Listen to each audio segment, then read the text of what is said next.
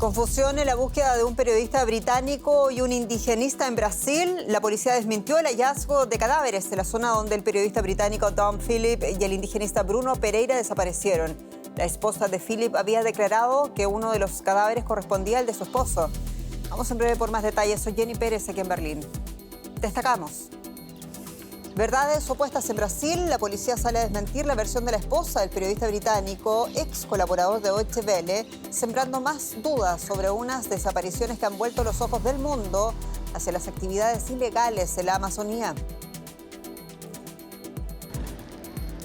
Nuevamente, los precios de los combustibles sacan a los indígenas ecuatorianos a las calles en paro nacional indefinido. La CONAIE exige al presidente Guillermo Lasso que rebaje el precio de los combustibles.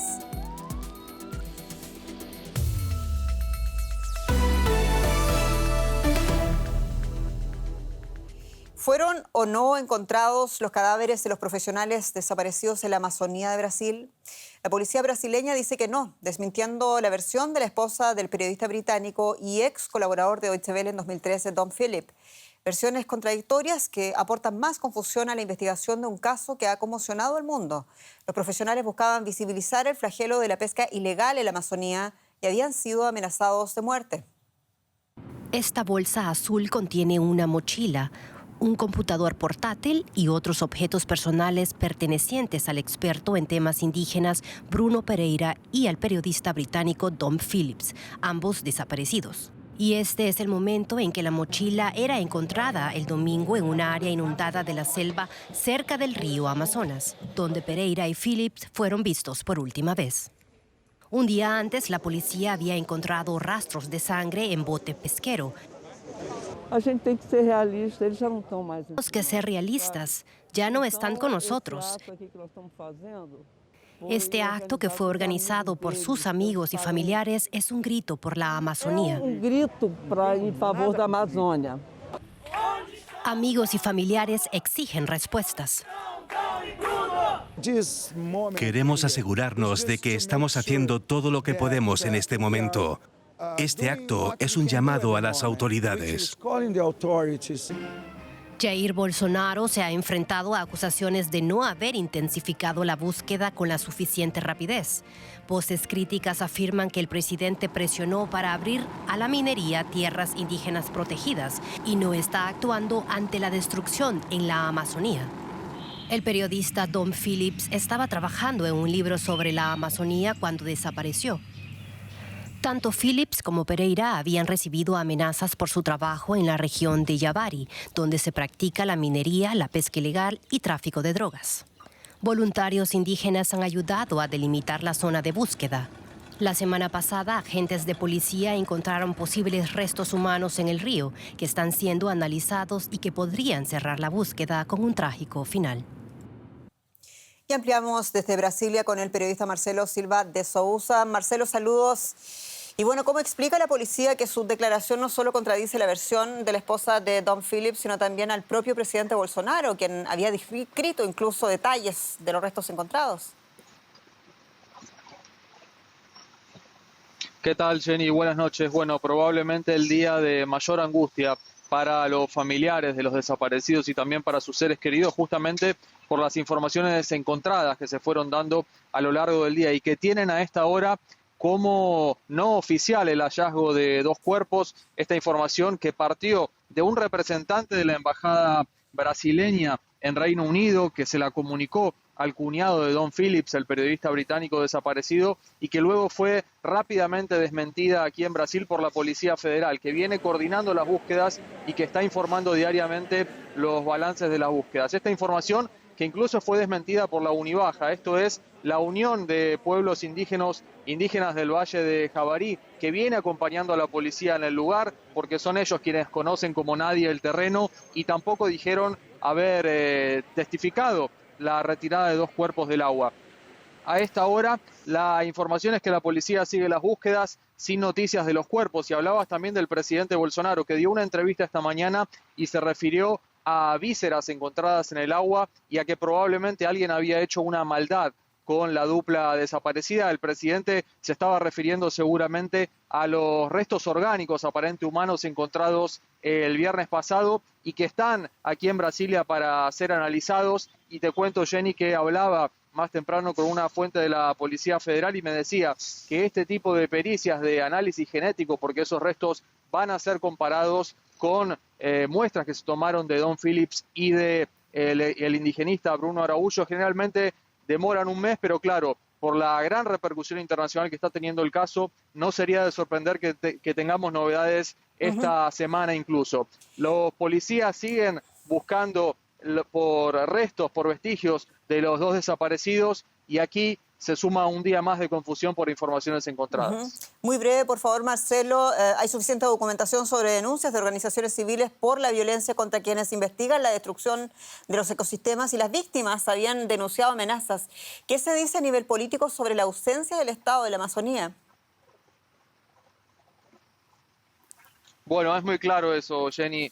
Críticos del gobierno de Bolsonaro están diciendo ni más ni menos que la desaparición de Bruno Araújo y de Don Phillips es consecuencia de una política deliberada del Estado de liberar la región para quienes desean explotarla y que es consecuencia en definitiva de un control laxo del Estado. El presidente Bolsonaro se ha visto bajo presión por esto y se ha referido al caso en la Cumbre de las Américas y hoy repitió claramente que sus Fuerzas Armadas están buscando incansablemente a la dupla desde el primer día y que espera que aparezcan con vida. Algo que los familiares dejaron claro ayer, ya no tienen más esperanzas, pero al menos quieren tener a sus seres queridos para cerrar este duelo y ponerle fin a una historia que realmente mantiene en vilo a todo Brasil desde hace más de una semana. Marcelo Silva de Sousa, muchas gracias. En Brasilia.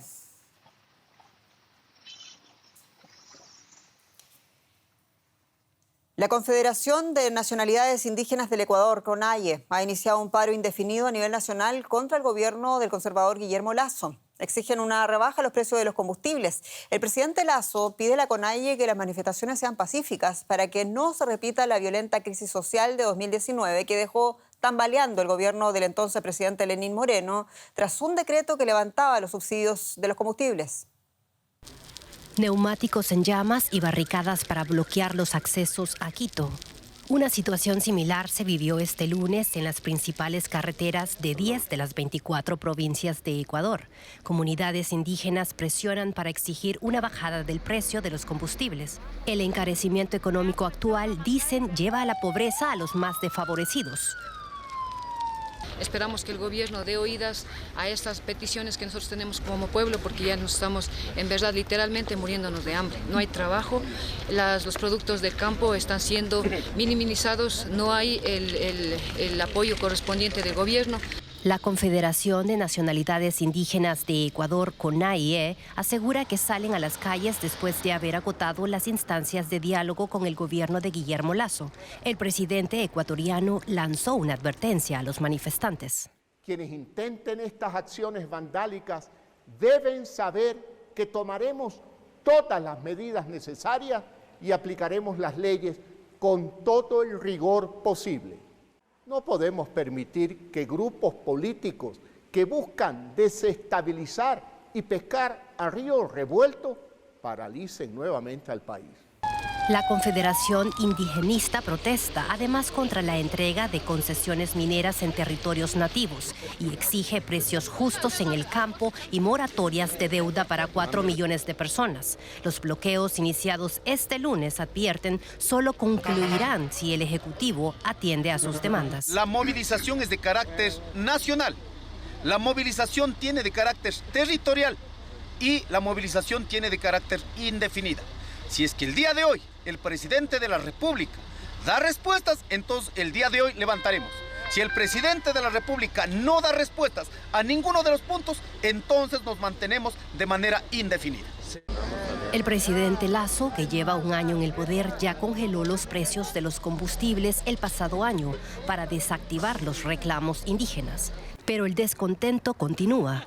Para los que salen hoy a las calles es insuficiente.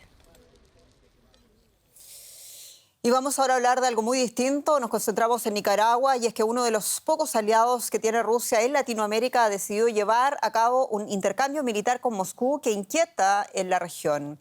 El gobierno de Daniel Ortega autorizó la entrada de un número indefinido de tropas buques y aviones de las Fuerzas Armadas rusas para participar en operaciones contra actividades ilícitas en el Caribe, según informó en el diario oficial La Gaceta el pasado jueves.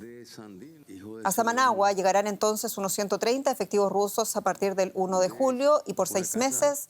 Según Moscú, se trata de un procedimiento rutinario. Estados Unidos dijo que responderá a lo que considera como una provocación.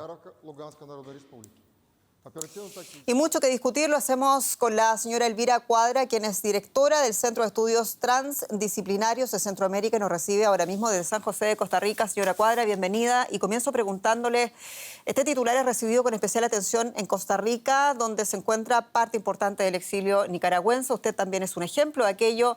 ¿Y cómo valora usted este anuncio? ¿Ve usted, como otros observadores, acaso una muestra de una nueva guerra fría en la región?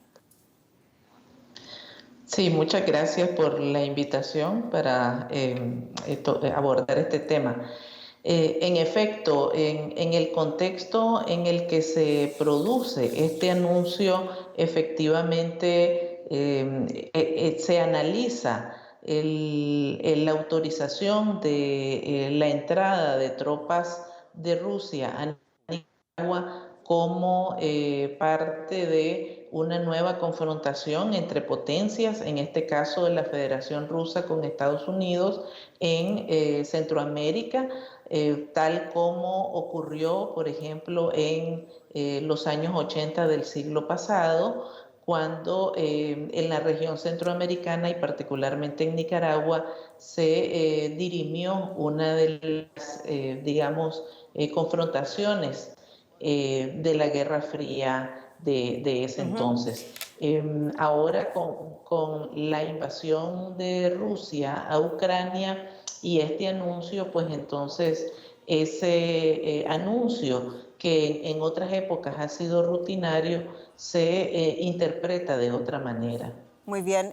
Y Nicaragua no solo autoriza o ha dicho que no solo autoriza la entrada de funcionarios rusos, también de funcionarios cubanos y mexicanos, además de otros países, dice el comunicado. Defiende también lo que llama su derecho a colaborar más estrechamente con los gobiernos que quiera y recuerda también que Estados Unidos hace lo mismo con otros países latinoamericanos. Y aquí la pregunta, en su opinión, ¿hay algo que se pueda o incluso se deba hacer a nivel político? Bueno, ya hay algunos países del continente americano que han expresado su preocupación. Costa Rica ha sido uno de ellos porque ellos tienen una tradicional política pacífica, no tienen ejército y ven con preocupación que este despliegue de militares rusos pueda tener algún efecto sobre Costa Rica, que es el vecino inmediato de Nicaragua. Por otra parte, Estados Unidos también ha reaccionado a este anuncio y pues ya ellos han impuesto sanciones a diferentes personas vinculadas con el régimen de Daniel Ortega y Rosario Murillo y es muy probable que esta presión de parte de Estados Unidos se incremente. Señora Elvira Cuadra, directora del Centro de Estudios Transdisciplinarios de Centroamérica, muchas gracias por esta conversación en Costa Rica.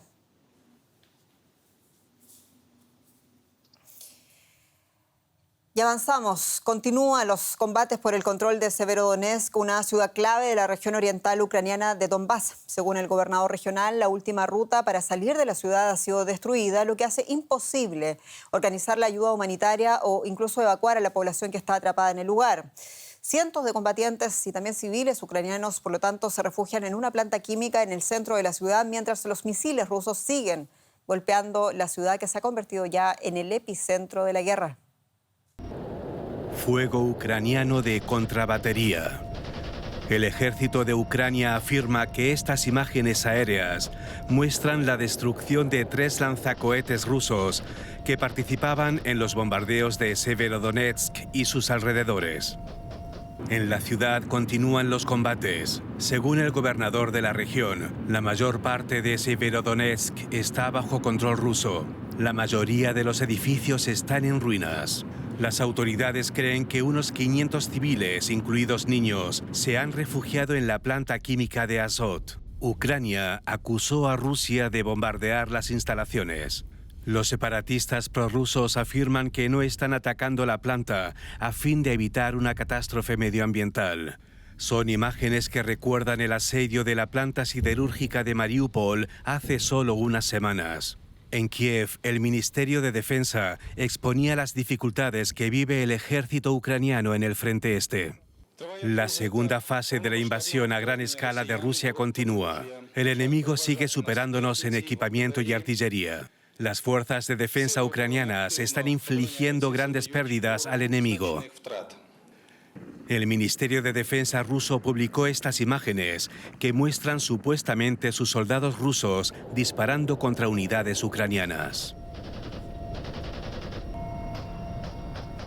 Rusia afirma haber alcanzado importantes objetivos. En la República Popular de Donetsk, misiles aire-tierra de alta precisión destruyeron un gran número de armas y equipos militares entregados a los nacionalistas ucranianos, incluyendo armas de Estados Unidos y de países europeos. En Severodonetsk, los bombardeos y los combates no cesan, y no queda un solo puente intacto para poder abandonar la ciudad. El riesgo de un aumento de la cantidad de armas nucleares en el mundo en la siguiente década es muy alto, así lo asegura el Instituto Internacional de Estudios para la Paz de Estocolmo, SIPRI por sus siglas, en un informe publicado este lunes. El SIPRI afirma que si bien la existencia de ojivas nucleares se redujo de 2021 a 2022, esta disminución se debe al desmantelamiento de ojivas antiguas descartadas para uso militar. Según el informe, los estados que poseen armas nucleares han incrementado el uso de estas en sus estrategias militares, una tendencia que preocupa a la organización. Y Matt Korda, investigador del Instituto Internacional de Estudios para la Paz de Estocolmo, explica a qué se debe este aumento. Escuchemos.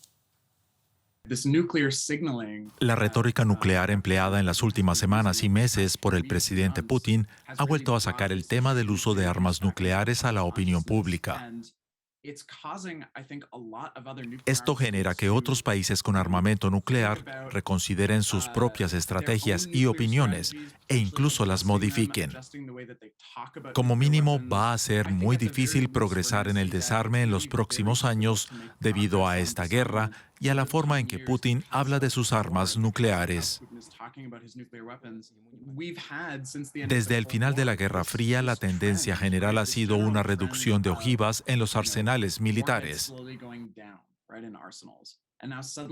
Y ahora de repente vemos lo opuesto. No solo Rusia, sino también China, India, Pakistán, Corea del Norte y este mismo año Reino Unido han llevado a cabo un cambio de rumbo, aumentando drásticamente el tamaño de sus reservas nucleares. Y queremos ampliar la perspectiva y lo hacemos desde Ciudad de México con la señora Yadira Gálvez, quien es académica e investigadora en temas de seguridad y defensa regionales de la Universidad Autónoma de México. Profesora Gálvez, bienvenida. Y parto preguntándole inmediatamente en honor al tiempo, más armas nucleares, y la CIPRI, veíamos, declara que es por la invasión de Vladimir Putin a Ucrania. ¿Lo ve usted de esta manera? No, yo creo que esto es una tendencia que ya se venía registrando desde 2021 precisamente, previendo en el marco de la competencia estratégica el valor de las armas nucleares en términos de disuasión y de posicionamiento, particularmente en el caso de China. Corea del Norte también tenemos este tema de seguir manteniendo su dinámica nuclear y por supuesto que sí, que el tema de Ucrania pone un elemento más a esta competencia estratégica. Y también lo decía la CIPRIS, hay gran parte de las ojivas nucleares del mundo están de esta parte del mundo, de Occidente. ¿Cuál es la proporción en el arsenal nuclear en el mundo? Lo pregunto no solamente pensando en la guerra de Ucrania, pensemos en la guerra o en las tensiones que hay entre Irán, Israel, Pakistán, India, mencionaba Corea del Norte, el tema también de Estados Unidos y lo que posee también Reino Unido. ¿Qué podemos decir al respecto? Sí, bueno, de acuerdo con los análisis precisamente del CIPRI, tenemos que básicamente el 90% de estas armas están concentradas entre Estados Unidos y Rusia, pero también hay una creciente apuesta, por ejemplo, por parte de China sobre la modernización y tener más hilos, y del otro lado, pues Gran Bretaña, que ha anunciado un proceso de modernización. Entonces se apuesta a las armas nucleares en una lógica, insisto, de disuasión, pero también de mantener la competencia estratégica y de ofrecer desde la perspectiva de la defensa un posicionamiento de estos países. El militarismo y la proliferación de armamentos nucleares son un hecho. ¿Cómo ve usted el panorama, especialmente de no mediar esa solución política para la guerra en el este de Ucrania? Creo que son dos temas que tendrían que compasarse. Por un lado, el armamento de este carácter que es estratégico de disuasión para posicionarse, y por otro el tema de las armas pequeñas, ligeras, y también del armamento convencional que está llegando en este momento a Ucrania. En el caso de Rusia, sin duda, levanta o eleva el tono del discurso cuando está hablando de la posibilidad de utilizar el armamento nuclear, pero lo hace desde una perspectiva, insisto, de poder y de fuerza, pero esto pues tiene una repercusión a nivel global en la medida en que los estados nucleares están apostando por tener mejores y mayores capacidades, lo cual no es una buena noticia para el mundo y para la lógica de la paz y la seguridad. Yadira Gálvez, académica e investigadora, muchas gracias desde Ciudad de México. Muchas gracias. Y como si fuera poco, de backlash en los mercados, y de aquello habla mi colega Paco Furió en el estudio. Bienvenido. Así es, Jenny, las bolsas se tiñen de rojo hoy en todo el mundo, y es que los inversores temen una posible recesión y ven cómo los mercados mundiales se desploman. En Wall Street el S&P 500 marcó un 21,7% por debajo de su récord establecido a principios de año. Esto significa que es probable que el mercado entre en lo que se conoce como un mercado bajista. Y se produce después de que los datos publicados el viernes pasado indicaran que la inflación está empeorando. Los operadores especulan con que la Reserva Federal de Estados Unidos subirá los tipos de interés esta semana. Los últimos mercados bajistas se produjeron al comienzo de la pandemia y durante la crisis financiera de 2009. Bueno, vamos directos a hablar con Ana Nieto en la Bolsa de Nueva York. Este desplome se produce tras el último mal dato de inflación de Estados Unidos y la reunión de la Fed. ¿Qué se espera, Ana? Pues espera que la Reserva Federal tome una acción muy decidida y muy rápido para endurecer las condiciones financieras, y es por ello que los inversores han visto la necesidad de salir corriendo del mercado. Esto significa que probablemente haya que tomar muchas subidas de tipos de interés para atajar la inflación, que está mucho más alta de lo esperado, según conocimos la semana pasada. La Reserva Federal se reúne esta misma semana. El miércoles estaba previsto que subiera 50 puntos básicos, medio punto, pero ahora se empieza a hablar de 75 puntos básicos, y hoy mismo, en plena debacle, se ha estado hablando incluso de 100 puntos básicos. Eso significa que el dinero va a salir, eso significa que puede haber una recesión, que el escenario de la desaceleración suave es un escenario en el que ya cada vez se cree menos. Al menos este año sí que habrá una desaceleración. La mayor parte de las previsiones de recesión vendrán para el año que viene. Pero uno de los momentos que se ha visto hoy también en el mercado es la inversión de la curva de tipos de los bonos del Tesoro.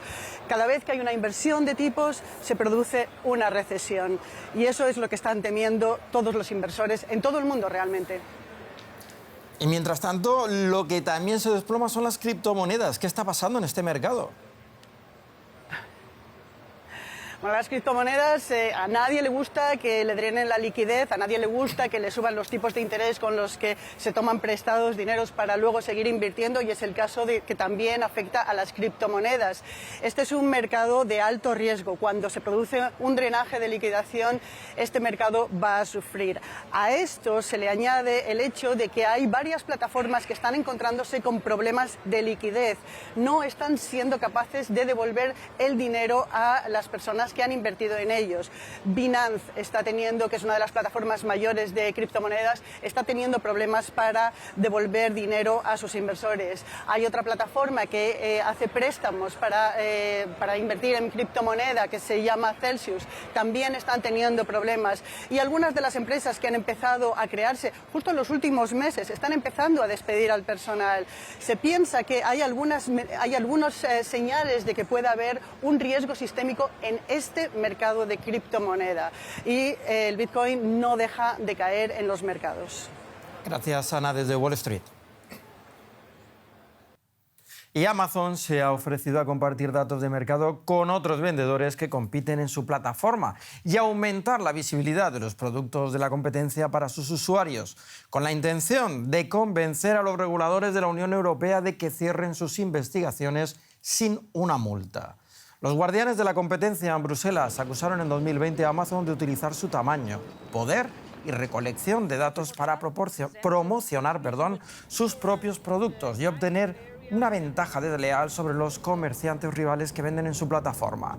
El mayor minorista online del mundo espera que sus concesiones eviten una posible multa de la Unión Europea que podría alcanzar el 10% de su facturación mundial, según informó Reuters el año pasado. Más noticias, Jenny. Es así, Paco. Vamos a ver cómo el gobierno británico ha anunciado sus planes de suprimir unilateralmente parte de su acuerdo post-Brexit con la Unión Europea a fin de agilizar el comercio entre Irlanda del Norte y el resto del Reino Unido. Según el acuerdo actual del Brexit, Irlanda del Norte, aunque es una región británica, forma parte del mercado único de la Unión Europea. Y esto se pactó de esta manera para preservar abierta la frontera con la República de Irlanda, como establecía el acuerdo de paz que puso fin a décadas de violencia en Irlanda del Norte. Tras el Brexit, esto implicaba controles sobre productos procedentes del Reino Unido con destino a Irlanda del Norte. Londres ahora eliminará algunos de esos controles. La Unión Europea afirma que esta medida unilateral es ilegal y ha amenazado con tomar represalias. En otras noticias, Australia se clasificó este lunes para el Mundial de Qatar 2022 al ganar 5-4 a Perú en la tanda de penaltis y luego de 90 minutos de tiempo reglamentario y 30 de alargues sin goles.